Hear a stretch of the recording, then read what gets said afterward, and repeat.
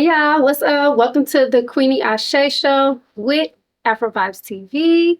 We are here with our beautiful guest, G LaRose. We have to bring her back. We was getting into really good things, and I just want to dive a little bit deeper and get into her shit this time. So, Ginger, can you please go ahead and introduce your beautiful self and then tell us so much more about you? What's up, y'all? Y'all know one and only Ginger, your favorite Rose. Y'all know I'm straight out of Houston with it, South Park to be specific. So shout out to all my Southeast people. You know, we here for it. We are here for it. I love Houston. Houston had to grow on me, though. I did not like Really? Houston. No, I did not like Houston, y'all. Look, a lot of people say Houston overrated, baby. We are the culture. No, for sure. Like Houston is definitely culture, but it's also so many opportunities to do in Houston. I'm from Indiana myself, so it ain't too much to do out there versus Houston. You got the people, you got the scenes, you just got Yeah. opportunities. Have you been able to go over on MLK on a Sunday when everybody Like gets their Sunday slags out? Like Sunday Fun Day? Yeah, definitely Sunday Fun Day. Oh, Like when MLK Day. Yeah. yeah, like Yeah. For okay, because I'm finna say, baby, if you ain't made it to MLK Day, please go. sure. 'Cause I'm here the for it. niggas be outside, The niggas okay? be outside. Okay, so tell us about Ginger. Ginger love the niggas, baby. Ginger love the niggas, like, And the niggas love Ginger. and they do, Yeah. but I discriminate. Okay, so we just I like my chocolate kings. Love me some chocolate kings. we love chocolate. We do. Especially when it be melting. I'll be here for it. And that sun glistening. What? Right, and then it smells good with the white tea. Yeah. Mm. And let your teeth be straight. So let's go ahead and dive into this new single. Please tell us more about this project that you just worked on. Okay, so just a little bit about my little EP that I dropped. It is called Fuck Me. With the V, not a U. I don't know. I was just feeling a little freaked out. So I was just like, you know what? Let me just write about how I'm feeling. I had this person that kind of inspired it a little bit. So I was just like, yeah. He mad at me right now, but it's okay. He'll be fine. No, still shout out to him because he helped. He inspired you to make a dope ass track. Yeah. Project and everything. Yeah. But y'all, it is streaming on all platforms. Fuck Me by Ginger LaRose. Yeah, so we here for it. We are definitely here for it. Now, how much fun did you have making this project? And where did it even start? I know you said you was inspired by being a little horny. Like, take us and paint a picture to where you was at. Was you in the car? You was just like, I'm gonna be honest with you. So I'll tell people I'm a real sexual person. A sapiosexual before anything, but I'm a real sexual person. Can you tell the folks what a sapiosexual is? So I'm one of them people, you have to fuck my mind before I ever open my legs for you. If you can't get in my mind, you can't get shit else from me. So I have this person, he pretty much do everything, like say everything I want to hear, whatever the case may be. God no, I don't want to be with him for real, but well, you heard it here. Great. You heard it here, sir. I don't want him, but the dick is great. And I ain't gonna hold you, like right now, since I dropped the EP, I really got in this space where I've been abstinent for the past 5 months, whatever the case may be. But I'm looking. Need some new inspo. Meow. Understood. But the EP really started with Busted Open. Everybody know roll that cat hoe, cause we here for it. Bust that thing open, slide it across the nigga face. Like, do whatever you feel like you want to do with your cat. Like, it's yours. If you want to purr that bitch, make that bitch purr. Like, that's just how I feel about it. And then everything else dropped after that. Okay, so now with us diving into like roll that cat and busted and all that. Now, would you say you make songs for the 304s or songs for women who is very comfortable with their sexuality and their sensuality? Look, I make music for the hoes. I make music for the housewives that want to act like hoes. You know, lady in the streets, freaking the sheets. Like, whatever you feel like, as long as you out here, like, in your element.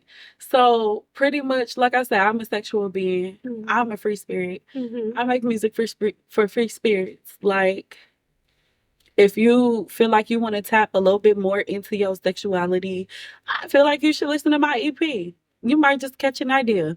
For sure. You might just make And you might just get pregnant at the same time. But you but you'll definitely get an idea. But you know what? You might just make yourself come. Yeah. With that EP, for sure. Yeah. Yeah. Because if a nigga can't do it, I know. A Rose definitely can. Hello. Clocky. Hello. Alrighty, so he took us on a journey of saying that, you know, he was inspired by yada yada who. And then let's go ahead and take it back to where your journey of a musician even started. Before. Ooh. Now, was your name always Ginger LaRose? No, it really wasn't. So Ginger came from me being in a club.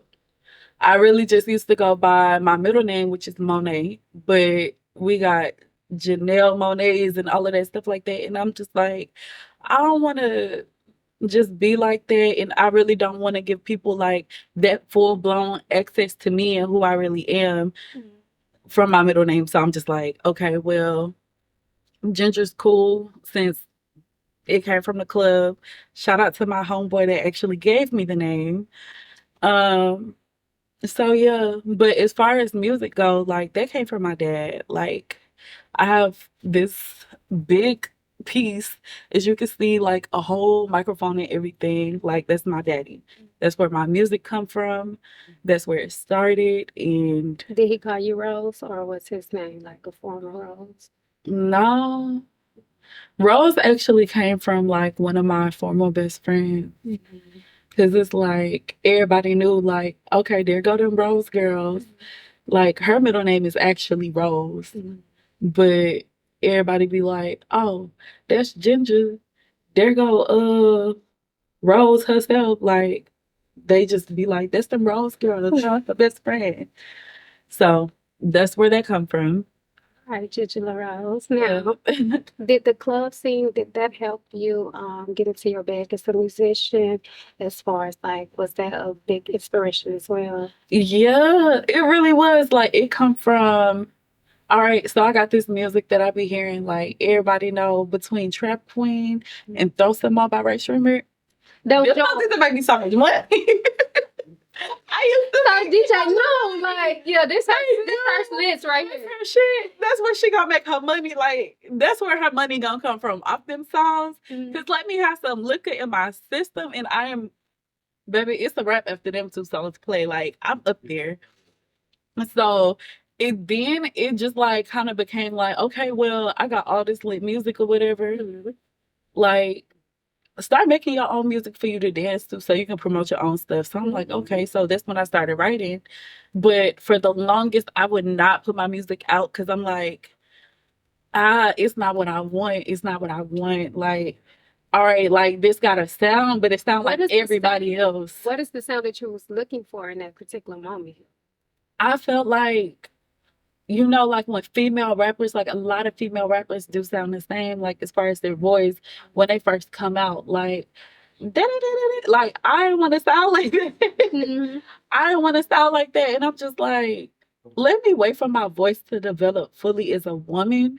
And then we could talk about like, as a woman. Yeah. Cause you know, like when you young doing music, like you still sound like a kid. Okay, so you sound like a kid. All right, so with that being said, how old were you when you started even doing your music? I had to be like 11 or 12. Okay. When I started dealing with music. Like we had the studio in the house. My daddy was in the studio every day, him and my brother. Like I went from watching my oldest brother open up for Slim Thug and all of them, and when he was little, like, so I'm like, okay, so with me watching that, and me and my brother 8 years apart. So with me being that young, watching this 15-year-old boy open up for all of these H-Town legends, I'm like, Why I'm not doing that? Mm-hmm. Nah, I don't got my mama and daddy behind me because they don't really care for my music like that. Like, they love I do music, but they don't care for what I be talking about. Okay. So it's just like, well, Do you believe that that support mean a lot to you? Like, or at first it really is, and now it's kind of. now I'm gonna be honest. I feel like if I was to blow up, I still have the support regardless. If I say I'm going to the studio, oh, let me hear it when you get home. Like, they're gonna let me know whether they like it or not. Okay. Now, the biggest thing is everybody out here sexualizing themselves. I don't want my child out here sexualizing herself. Not like that. Mm. But they understand, like, hey, it's a part of the game. Like, it is what it is. Mm-hmm. Sex sells. Sex sells. I'm grown. You can't tell me anything anyway. So, but no, on a very, very, very serious note, your music is fucking dope. Like, the moment I hear it, you possess me to roll my motherfucking cat. Thank you. That's what I like. It takes a lot for me to be in public, just be like it, like, you know. So I vibe with your music. Thank you. So I definitely know the housewives that want to be some thrill foes. They vibe with your music. Yes. Yeah. And like, aside from me just going to like karaoke nights and performing, like the videos that I have in my phone of women really just like busting that shit open, I be like, you know what? You damn right, do it. I be so here for it. And I just be like, this what I love. Like, I just like to see people's reactions to my music. Like, even people hear my shit for the first time and like, they be like, hold up, what she just said? Now, Boss on the tongue. So your purpose is to make people feel good. And like confident and okay. Feel confident. Like, everybody, look, obviously everybody ain't finna be little skinny mini. I good. Thank you.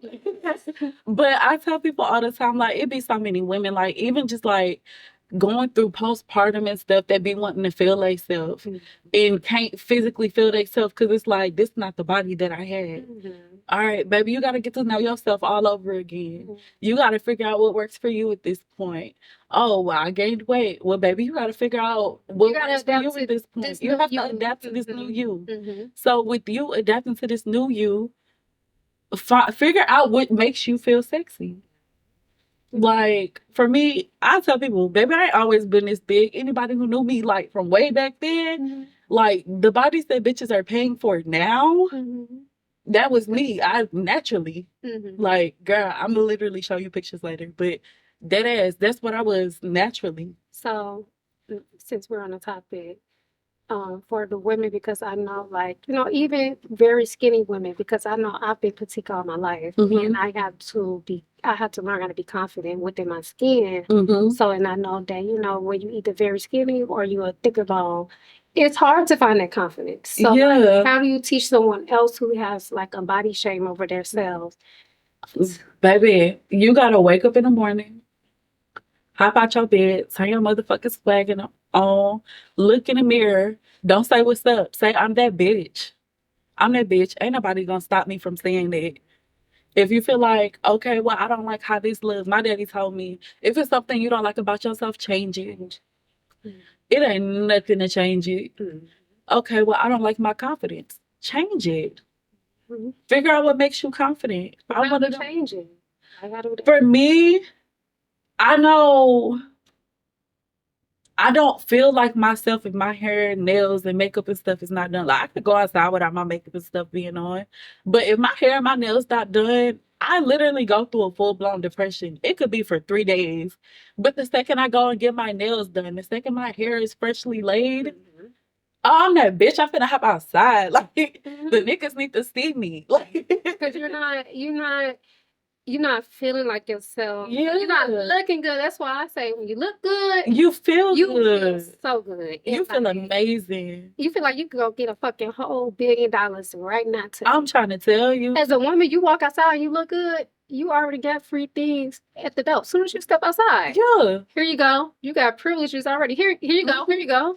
Pretty privilege go a long way now. I can't even tell you the last time like I actually bought drinks at a bar. Like, I can't tell you the last time, even when it come to my male friends, like they be like, man, this dude trying to talk to you at the bar. Okay, where he at? I'm gonna go sit on the side of that man. We gonna talk. We gonna chop it And up. you gonna get all of it. I'm gonna get, yeah. Keep them, look, and I tell him, keep them drinks coming on his tab. Keep them coming. It's on him. It's on him. And as soon as he's messed up enough and you bringing me all these shots, I'm sliding them down the bar. Let's go. Let's go. You are a very loyal person. I'm trying to tell, look, if we ain't gonna do nothing, the team is gonna drink. No. The team benefits. So you need a good time out and you and your friend, just like you said. Let's go. You're set. Yup. Yeah. You could be broke too, friend. We still gonna drink. Come on.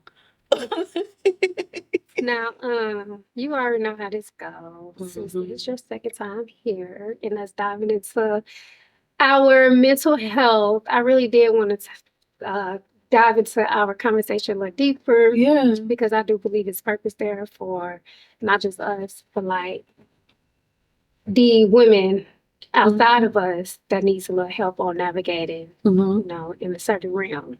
So when we get back, we will go ahead and dive more into that. I am Queenie Ashe at the QA show here at Afrovibes TV and with G LaRose. See you soon.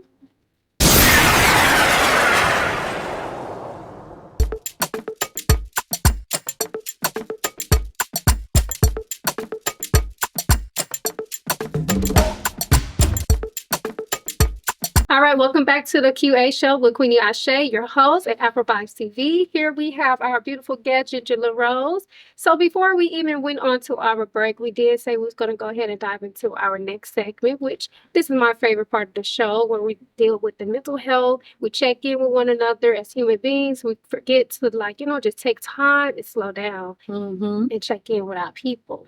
So that's what we're doing today.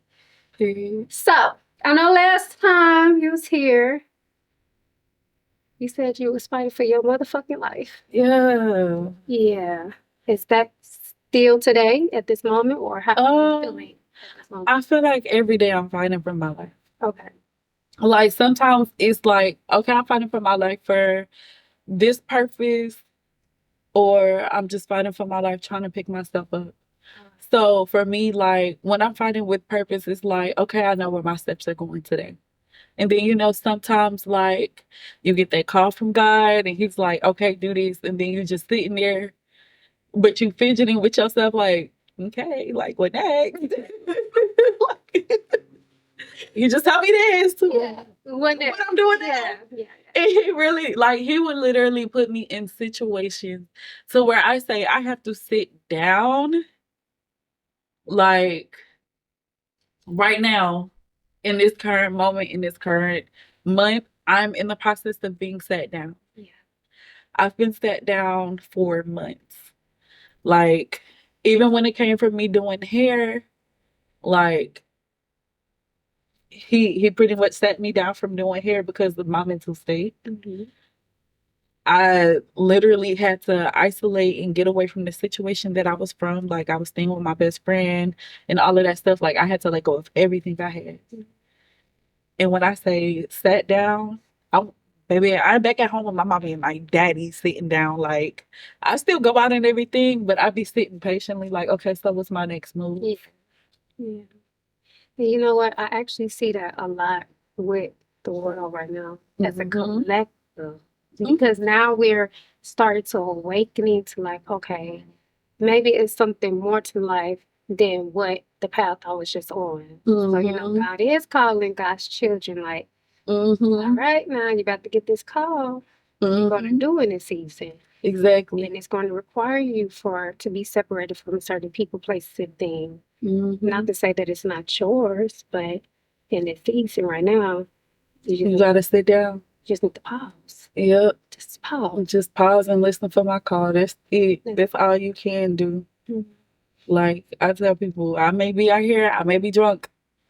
A lot of the days throughout the week, 4 days out the week at next. But even with that, when I get home, after I take my shower and I'm sitting in silence, baby, my head is in my Bible. My head is in my Bible. My mind, Like, whatever I got going on, my biggest thing is God talk to me.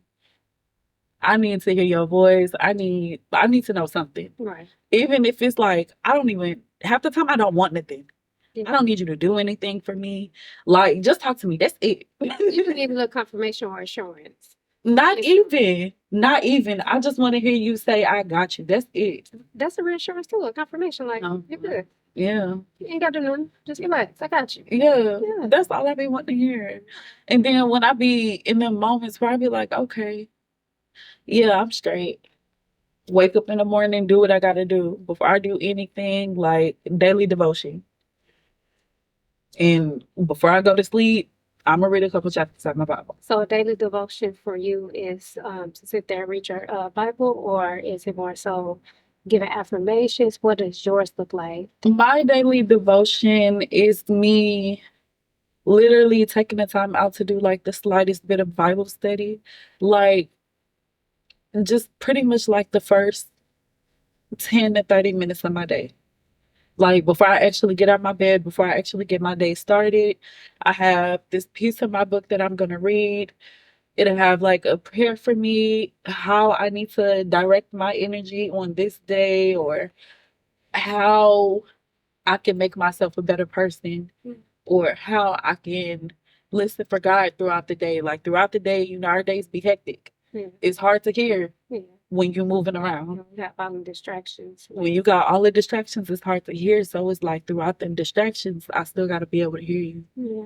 Like, I promise you, I can count on so many different occasions I be in a process of being toe up, like drunk as hell, outside, 3, 4 o'clock in the morning, and somebody would just walk past me, but I feel everything that they're going through, and God be like, go talk to them. And I just be like, right, like in this state of mind, I just be like, wait, in this state of mind right now? And he'd be like, go talk to him. And like, for instance, this is one dude, like when I was in town center, drunk as hell, leaving a bar, trying to walk back to my car. And I see this dude outside, like trying to fix on his car, but then he got his 2 friends with him. They told all 3 of them toe up too. But this boy, like, he probably had to be like 22.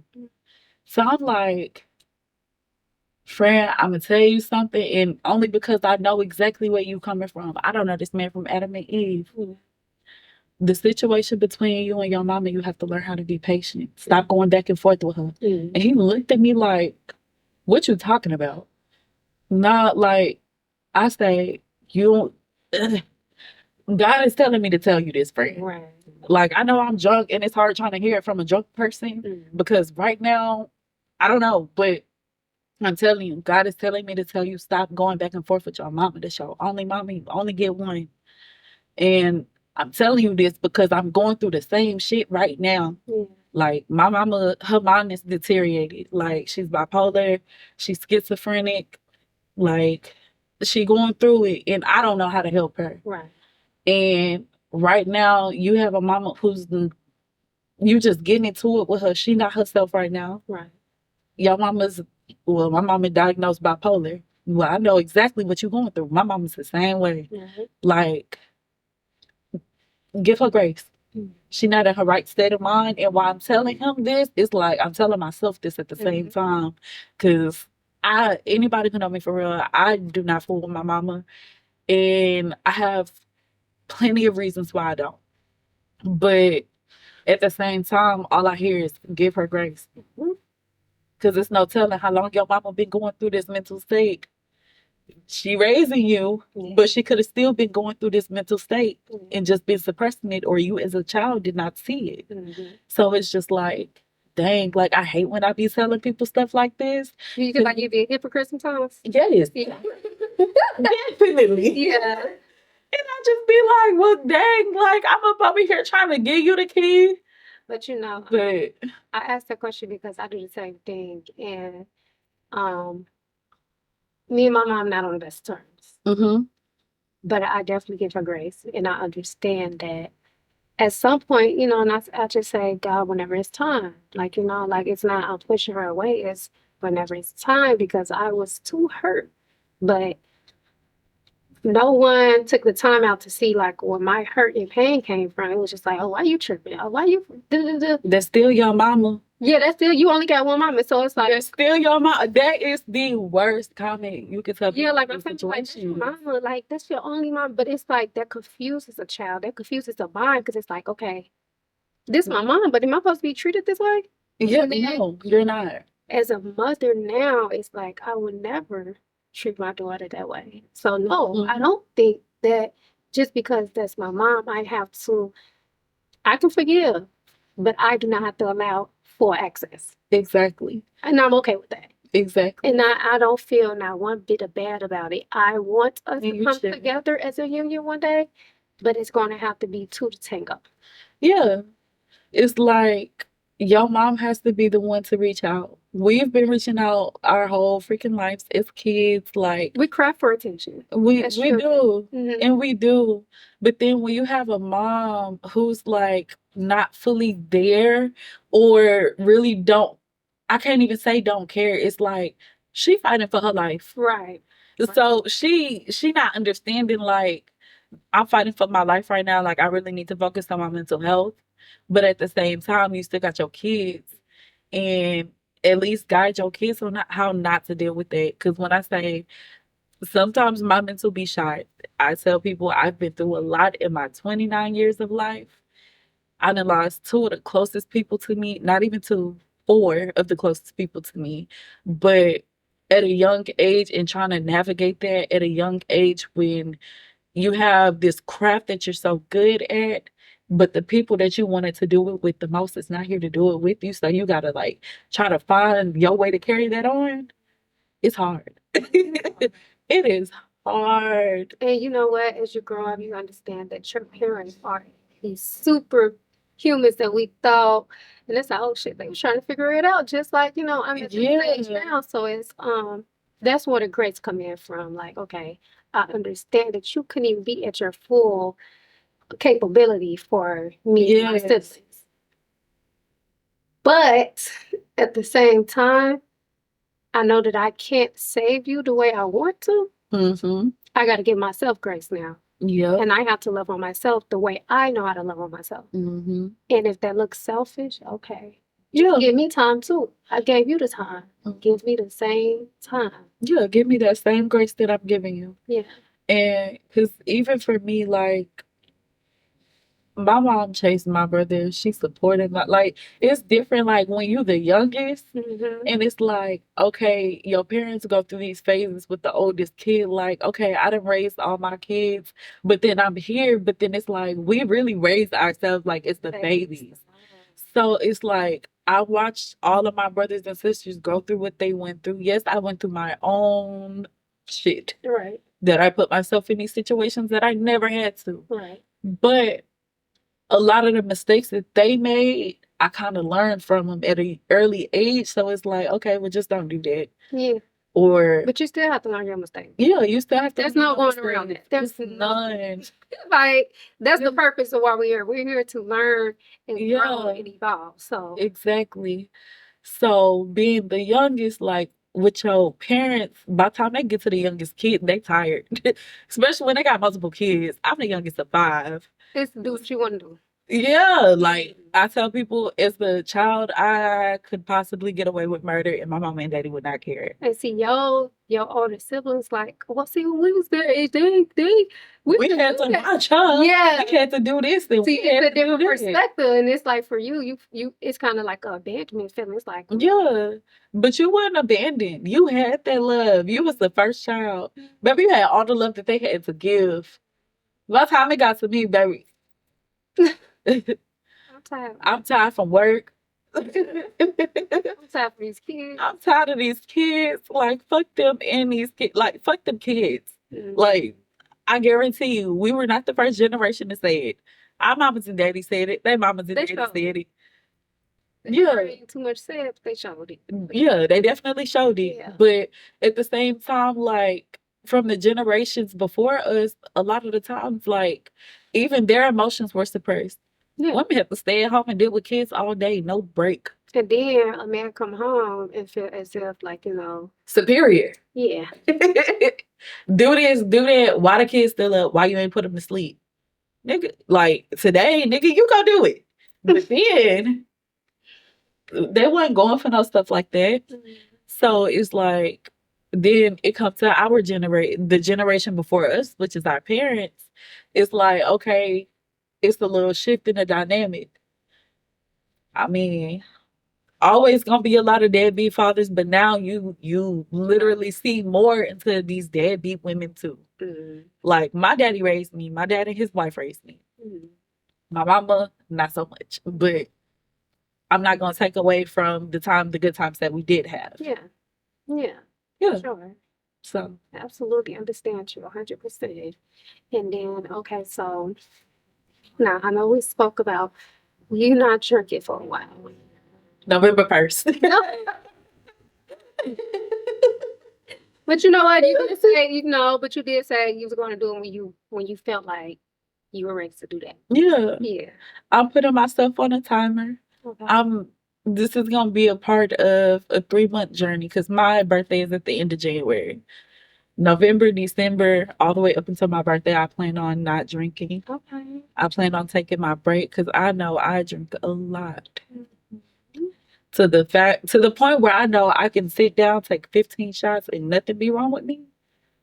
That's the problem. And I realized that the other day when I was with my best friend. Me and him took the same amount of shots, and he was toe up. Scoop was toe up. But me, I'm still at a high functioning level. I'm a little buzzed, yeah, but I'm still functioning. I can still drive myself around, be in the lines, all of that stuff, walk around like ain't nothing going on. Still mentally aware, emotionally aware, and I'm just like, yeah, that's the problem. Yeah, because at that point, and when I ask questions, it's because we're not the only ones that's going through any of this, So it is people that needs more like they need some uplifting. They need some encouragement on how to even navigate out of that as well. And I know that you are still a bit of a victim, so you need too much. Baby, I'm a victim to that tequila. So I understand, but you know, what is the purpose? Because I know when I was drinking, right? I started drinking a lot after I went through a breakup with my child's father, right? And then that's when I started working at the clubs. And of course, I'm stripping. I don't want to be here with these men. So to even get my mind off of that, I was like, drink, drink, drink. But what ended up happening, I would drink to the point I'm crying at the club now. You know what I'm saying? So it's like, I did that for a long time. And then I was out with a guy that I really love. And when I was drinking, I raised my hand up at him. And I was like, oh, no, I don't want to see that side of me no more. Let me step away from this. Let me see if this liquor got a lot to do with, why I'm emotionally unstable at this point. Or like, I'm just freaking the fuck out and like, tweaking out. And when I did feel better emotionally. In a way. Yeah, because it's like at that point, like I tell people, I used to smoke a lot. I pop pills. I ain't never got to that blood sugar level. But the furthest I could say I went was pills. Like even from time to time, I might do shrooms. It just depends on how I feel on that day of the week. But liquor has always been there for me. And I wanted them. That's what I was asking. Yeah. So the purpose for me at the time, it was to escape. Like I managed to lose both of my sisters, my great grandmother, and one of the first person to ever be in a studio recording session with me and literally navigating me through everything that I needed to do. So that's 4 important people in my life that, hey, like I don't know how to deal with these emotions. I lost my oldest sister when I was 17. So it's like, especially for us to be back to back to back. Like me being the baby, I'm 29, my middle sister would be 30, and she would be 31 right now. Yeah, so that's still a very we were close. We grew up very, very close.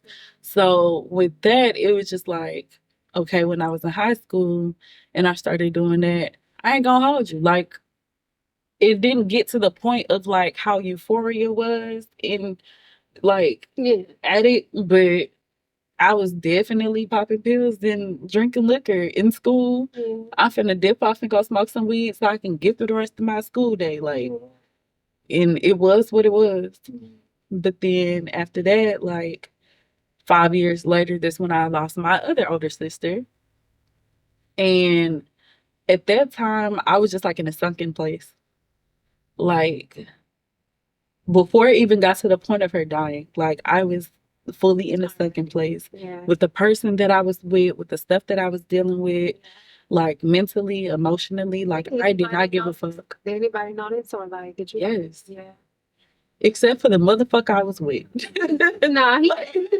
He noticed. He was the cause of it all. So you know what I'm saying? Not necessarily. I can't put it all on him I'm because I saying let it happen.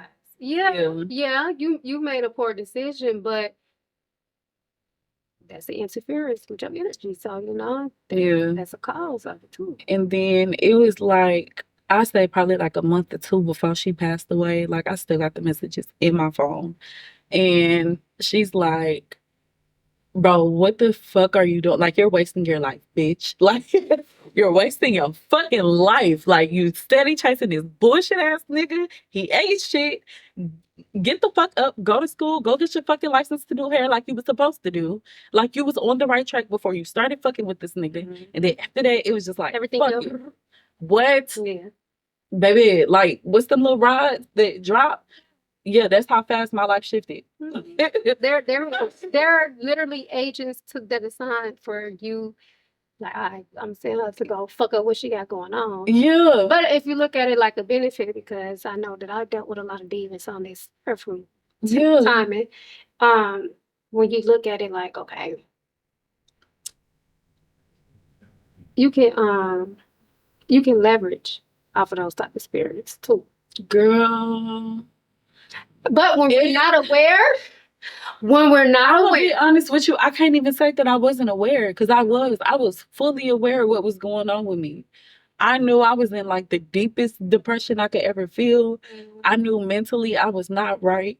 My mom and daddy, like, it got to the point like I would literally, like, when my mom and daddy and them be calling me, well, you need to come home, you need to do this, or that nigga be gone and he get to blowing up my phone. But I would literally choke my phone and break that bitch and take off and just disappear for days until I felt like, okay, I'm in a place where I can deal with them again. And then go back like, hey, I need a new phone. Get my new phone. And the second I get back in that sunken place, breaking that bitch again. Like, I literally was like going through it. Then she was just like, bro, you need to stop fucking playing. Go get your shit. Get back on your shit. I don't know what the fuck you got going on. Like, this ain't it. Yeah. I love you. Daddy love you. Like, we all love you. And you've been going through this for a minute. You ain't dealt with none of them emotions from when Tyree died. Like, get your shit together. And I kid you not, I'm at home. Me and this nigga done got into it. So he leave. He took off. I think he probably went to his baby mama house, another bitch house. I ain't give a fuck. Like, get the fuck away from me. Next morning, my mama come to the crib. Taylor died. Bitch, out of all the people, like, I was just like, fuck. Damn, like, and I was just sitting there, like, when I say, I ain't say nothing, I was mute. It was a hard time to get me to her funeral alone, but I was mute. He cheated on me the night she died. He cheated on me the day of her funeral. Missed her funeral because he was cheating on me. And it was just like a lot. So with that, it was just kind of like, it just clicked like a week after her funeral. And dealing with him, I just got in this headspace. It was like, she couldn't physically do it while she was here, but I felt her grab me like all my stuff. It was just like I was just sitting in a room and literally my stuff fell out the closet. And it was like I was picking it up and putting it in shit, and I didn't stop. I just started grabbing my shit and packing my shit. Like, grab my shit, call my mama, like, come get me. She came and got me. And after that, A month later, literally an exact month from the day that she died, baby, I was at Paul Mitchell. I was at Paul Mitchell getting my fucking license and managed to chill out, sit down for a whole 10 months. As soon as I finished, I was doing hair. Do you set up your altar? Nah. My bed is my altar. I just asked you that because as you was talking about her, Taylor, that's what you talking about. Mm-hmm. She just like sent a wave of her energy and connection. Yeah. Connection, like, she want to build them more of, Mm-hmm. she was definitely here. Mm-hmm. Trust me, I tell people all the time, it don't matter where I go. Between my two sisters and my grandmother, baby, you're always going to feel them three. I don't care what I got going on. And me looking at that flower, that pink flower right there, that lets me know it was definitely a feminine presence. Yeah. Yeah. Yeah. I'm telling. I tell people all the time, baby, you're going to always feel when they're around me. Them the only three angels. Like, even with my brother, sometimes I feel his presence, but most of the time I got to hear his voice to feel it. But with them three, I feel it. I know when it's them. I know when it's them. I could be in the house chilling by myself. And then literally it could be like my movie room, pitch black, blackout curtains and everything. But at the top, it's just like this little peak of light. When that light shine through, I know what's going on. And I can feel them. Yeah. Very protective. Yeah. Very love too. Now, last thing I want to address for us all, because we did not get to finish speaking about it, this Jezebel spirit. This is Jezebel. Girl. But wait a minute. Because I believe in the term goddess. And I believe that we carry necessary spirits. Because the divine has warriors. The divine has steppers. We are all assigned different jobs. Where we get a negative connotation is when we don't know what to do with that energy that we possess heavily. You know what I'm saying? So I believe that energy that you possess is very powerful for a reason. And maybe when you're not aware of how to use it, that's when it's like a Jezebel spirit. Yeah. I can see what you mean. Because, like I say, I've been like abstinent for the past 5 months or whatever the case may be. And it's like, though I've been here, it's like, it's definitely like I'm a siren. Like, it's scary. You in my head. I'm like a siren. Yeah, and it like for me, it be scary sometimes because I'm like, dang, what do I do with this? Like, I have, I got this one friend, like he's really going through it with his woman, and it's just like, as your friend, like, do what's right. Y'all just had a baby. Your baby's 6 months old. Like, do what's right, but at the same time, like, I see what you be doing for this woman, and it's like, I want that. I do. I want that. And I want that for myself. And there's nothing more so. I don't think you want him. But I do, though. I think you want the idea of him. It's the idea of him. Because what if you really get this man and you don't like him? Like, that's why I'm really, really taking my time. Like, with anybody I get to know, like, I'm like, how baby, like, is gonna stand up and fall a couple times. And she might sit down for a little bit. Might sit down for a little bit, might get up, try again. Like, I'm one of them people, I move slow as hell. I'm a slow poke. Like, I don't rush into things. I don't jump into things until I'm, like, sure about it. Like, I dead ass pray about it. Like, I know when I'm being guided towards somebody, but more so, I feel like right now, even, like, it's just meant for me to be his friend right now. It's just meant for me to be his friend. So, with siren, so like the siren, mermaid, archetype, and energy, oftentimes we are put on these jobs with these masculines. Yeah. Especially if they, one, have not learned a lesson from a certain woman or have done something um or you might be here just to instill that love within him that he have not gotten from a mother, a grandmother, a woman, or something like that. Um, but you hold that energy as a sign. So you are put in this position to like, be assigned these jobs to certain masculines. Most masculines. Because when I tell you right now, I'm only surrounded by male energy. Whether that's my best friend, his cousin. But that's divine masculine protection. Yeah. Protection over you from definitely. Yeah. But at the same time, it's like I watch every last one of them within their own battles. And I literally just wake up in the morning and feel something. Like they could still be knocked out sleep, and I know they sleep. And I'll just be like, hey, like I just sent my best friend Proverbs 4:16, like, go tap into this real quick. Like this something you need to hear today. Like, even when I be trying to talk this man through his whole little situation and relationship shit, like I be telling him like, you're going through a lot. You've been through a lot. He like, I don't know. It's just like I just be wanting to hold that man. Like, you need some love. Yeah. And it's like, I just want to give you love. That's all. I don't want nothing in return. Like, I just want to give you the love that you really need. Because right now, because I'm like very empathetic, and it's like I can feel people's pain, and it's like I don't want you to feel that, but you. Thank you. You're welcome. And it's just be like, that's my problem. I be trying to fix people.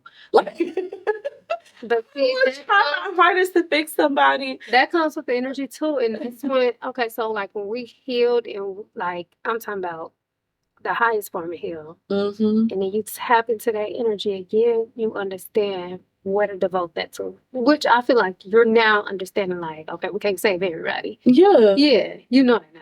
But like, when we young as hell and these empaths and these healers, we're literally here to love people. So we're like, yeah, you got a little broken wing, let me patch you up. Yeah. Yeah.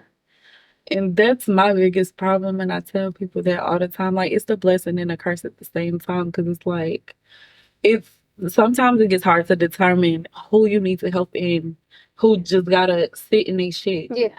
Until they ready. Yeah, because if I help you and God is honestly giving you judgment, I'm gonna go ahead and get that rap too. Because I'm over here to take care of some shit that I ain't. Exactly. And it's gonna hurt me trying to help you in the long run. Physically, emotionally, and spiritually.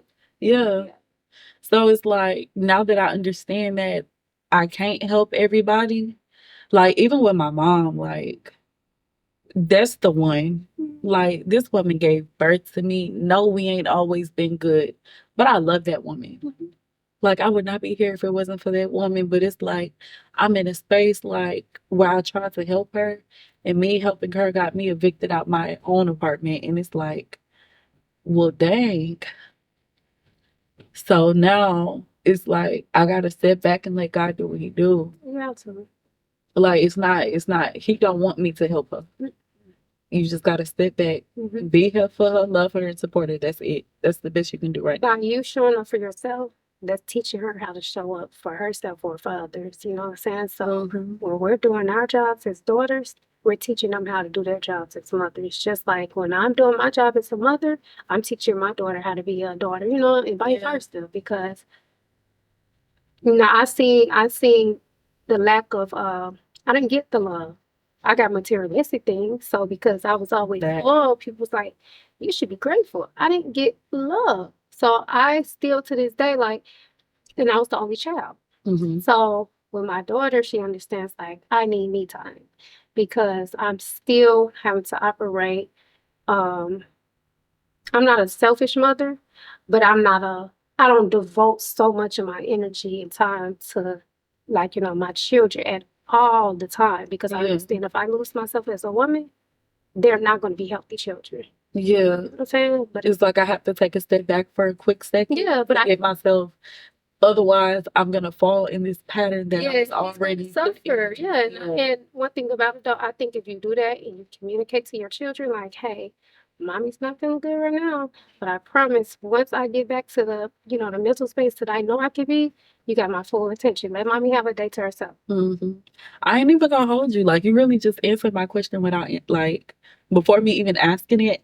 I was gonna ask you, like, with you being a mom, because I don't have no kids. Yeah. So I was gonna ask you, like, with your circumstances with your mom, like, do you ever find yourself, like, falling into the same pattern sometimes where you probably be like yelling at your child and you be like, hold up, wait a minute. Yep. Yeah, and that's not me speaking, that's my mama speaking. Like, I'm my mama right now. But I check myself so fast, and I'm like, I would never want to do that to her because I did not like it being done to me. So let me figure out a way how I can communicate this to her without, like, yelling at her or something. Because I don't yell at my child unless I truly have to. If she's not listening, yo, chill out. Yeah. But I don't ever want to make her feel unloved and abandoned. And so I feel like, because, like, even when my oldest brother, like, not the oldest, my second oldest brother, like, my mom stays with him right now.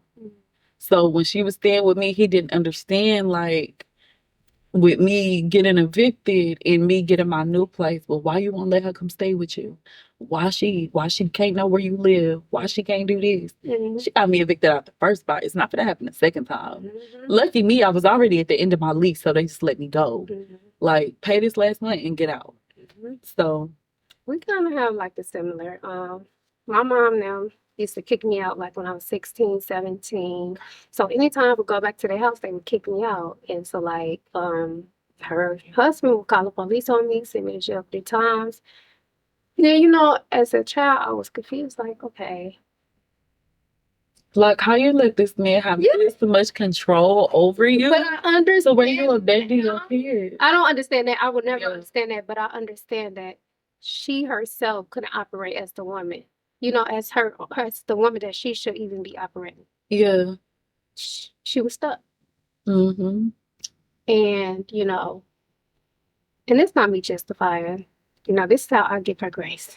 Yeah. So I don't have a hatred in my heart. Yeah, because when you have parents like a mother like that, it is hard not to hate her. Yeah, it is hard, and you have to teach yourself, and you have to, like, allow yourself to release that and try to understand it from her perspective. Like, my whole life, my daddy been trying to tell me, like, well, your mama just going through stuff. Like, you can't tell me this woman just going through something when she with this man. And he gets abundance of love. He gets this amount of love. She go above and beyond for this man. And if this man stay jump, baby, I ain't even finna say how high. Like, put me on the bouncy house trampoline, and we gonna keep the dice rolling from there. But then when it came to her kids, Mama, I'm hungry. Well, you don't need to eat today. You ate yesterday. Or stuff in the house. Like, I had to teach myself how to cook when I was 8. Nobody taught me how to cook. I had to teach myself how to cook that early. So, and it was because me and my brother is in this home. She's never there. She gone out of town with him. If he want to go out the state tomorrow, they literally pack their stuff and go, be gone for a week or 2, whatever the case may be. Whatever he wanted to do, she was gone. Me and my brother in the house. Then my brother decided I'm finna go stay in my daddy's house. He went to his dad's house to go finish playing football. Okay, cool. Well, now I'm in the crib, and it's just me now. Only thing I can do is just sit here and thug it out. Yeah. Until it got to that point where me and her fought. When me and her fought, because that man tried to touch me, that's when shit went, like, all the way left. So it was just like, okay. And from there, that's when I was just like, yeah, fuck her. And I ain't talked to her for 2 years. But now I'm straight. Yeah. I think those 2 years you need to know how to set boundaries and respect. That is showing, just because you have this title as a mother does not mean that I'm gonna give you access to me. After some fuck shit that happened, after I've been hurt. Literally hurting, and I can't look at you as a mother because a mother, the term mother, you should feel like you could go to that mother and get a hug and say, okay, baby, I know, like, I would never let nobody hurt you. Yeah. That was operating a mother. I'm be honest with you, that's why I'm so grateful for my stepmom. Yeah. That's what I call mama. I call my biological mama by her first name. Or I call her crazy lady. Whatever I feel like in that moment. But when I say my mama, I mean my dad's wife. Like, she stepped in. Like, she stepped in, she stepped up. She's been there since I was a kid. I wasn't always receptive of it. I'm not gonna say I was the best child to her because I wasn't. He was the baby. Girl, that woman raised me. I was not nice to her. Really? I wasn't. How old were you when she came in the picture? I was like 1 or 2. Oh shit. Yeah. That's what I'm saying. She raised me. I just was not a nice kid. I was terrible. You gave her hell, but you know what? She took on them other roles. Hell is an understatement. Really? Oh. I'm telling you, hell is an understatement. Like, me and her I didn't let up until I really got, probably when I turned 23, 24. That's really when I let up. Damn, Ginger. Girl. 23 years, but you know what she deserved when you get to where you're going. Baby, she didn't get anything from me. Like, her birthday just passed. Like, I done got up. Me and my brother got up and cooked for her. Like, she done got James Avery roses, balloons, cards. Like, baby, she can get anything from me now. Yeah. She need a babysitter for her 2 dogs. Girl, go ahead. I'm at the crib chilling. Go ahead. They'll be fed and stuff. They'll go out. Well, this is an amazing conversation today. Thank you so much for coming here and being Ginger, but also showing us the other side of Ginger LaRose. Madison. Thank you, Madison. I don't be want to touch our video. Thank you. We got Ginger LaRose, and we also got to see the face of Madison. So, is there anything that you're working on right now? Can you spill some beans? Yeah, I can spill a little stuff. Just know my second project is on the way. I'm not going to tell you any names. No, nothing. But the second project is on the way, y'all. If y'all want to tap into that, y'all can follow me on Instagram at G.LaRose, 2 underscores. Same thing for my TikTok and Facebook is just Ginger LaRose. Like I said, I am streaming on all platforms: YouTube, Spotify, Tidal, Pandora, Apple Music. It don't matter. And you also mentioned that you do hair. Can we find your hair page, or are you hair page. Galore X Legendary. Abundance and Legendary, in other words, but it's Galore X Legendary. You'll be able to find my hair page there on Instagram. Or even if y'all want to tap in, like, I ain't gonna tell y'all where it's at, but my number is somewhere on social media. And y'all be able to find it when you need to find it. Well, thank you so much for coming and sharing your story. Thank you for having me. I am praying that you have the most healing. First of all, be safe out there. Of course. Be safe out there. Yeah. I know you're very protected, but I do pray blessings and love and peace on your journey. Thank you. Same to you. Thank you, honey. All right, we'll see you all next time at the QA show with Queenie Ashe at Afrovibes TV. Bye.